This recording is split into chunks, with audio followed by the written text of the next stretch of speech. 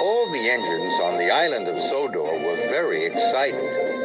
There was to be a great banquet at the Scottish castle.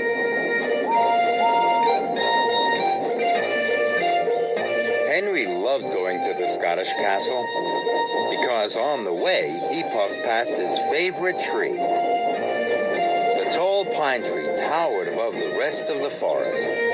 Henry always stopped to look at it. Seeing the tall pine tree standing tall and proud made Henry very happy. Henry arrived at the Scottish castle. Sir Topham Hatt was waiting for him. "The castle's flagpole is old and about to break," he said. "Henry, I need you to collect a new flagpole from the docks in time for the banquet." "Yes, sir," puffed Henry. When Henry puffed into the docks, he couldn't see the tall flagpole anywhere. He looked around for something tall. He looked above the coal cars, but there was nothing tall there. He looked at an old ship. It had a tall mast. Then Henry looked up and saw Cranky. Cranky was very tall, but Henry didn't see the flagpole. It was on the flatbed in front of him. It rolled onto the track. "Oops, sorry, matey," called Salty. "I didn't expect to see the flagpole down there," puffed Henry. "It's not tall when you lay it down, matey," said Salty. Henry felt very silly. Soon Sir Topham Hatt arrived.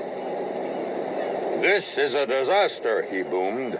"The Scottish castle will not look the same without its flagpole." Henry was very sad. It was all his fault. "Maybe seeing the tall pine tree will cheer me up," Henry huffed. But nothing could make Henry feel better. "I wish I hadn't broken the flagpole," Henry sighed to Toby. "They could make a new flagpole out of that tall tree," Toby puffed. Henry looked up at the tall pine tree. He didn't want it to be made into a flagpole. The next morning, Henry had to take some workmen to the forest. But the workmen were carrying axes and saws. "Oh no," moaned Henry. "They must be going to cut down the tall pine tree." Henry puffed through the countryside. "Must save the tree, must save the tree," he puffed. Then Henry had an idea. He didn't take the workmen to the forest. He went to look for a new flagpole. Henry saw some children waving flags, but those flags were much too tiny to have flagpoles. There was a flagpole holding up a windsock at the airfield, but that flagpole was much too short. There was a tall flagpole on the beach, but it wasn't tall enough. "Bother," wheezed Henry sadly. "None of the flagpoles is as tall as the pine tree. Now I'll never save it."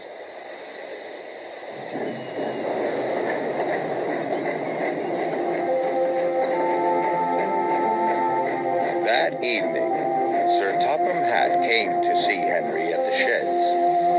"Henry, those workmen had a very important job to do. You have caused confusion and delay," Sir Topham Hatt said sternly.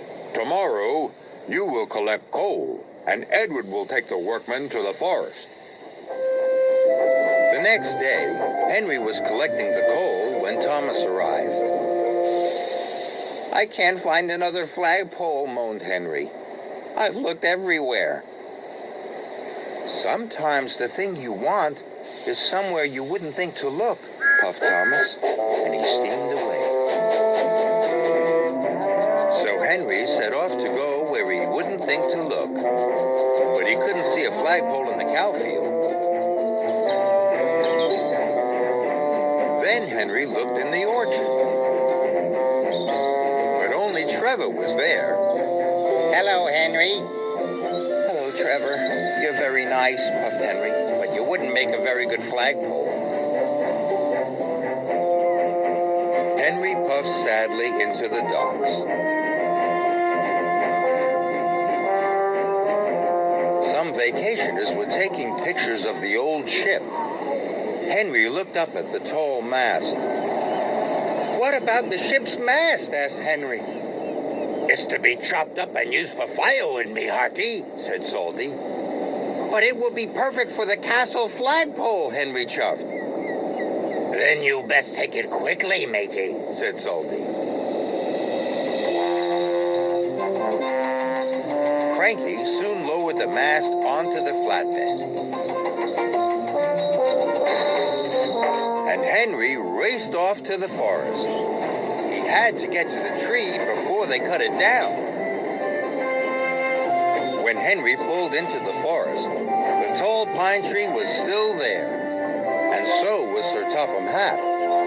"Please don't cut down the tall pine tree, sir," chuffed Henry. "I think this ship's mast would make a very good flagpole." "I would never cut the tall pine tree down," said Sir Topham Hatt. "The workmen are only here to collect some firewood. We always have a roaring fire at the Scottish Castle banquet." Henry was so happy it made his axles tingle.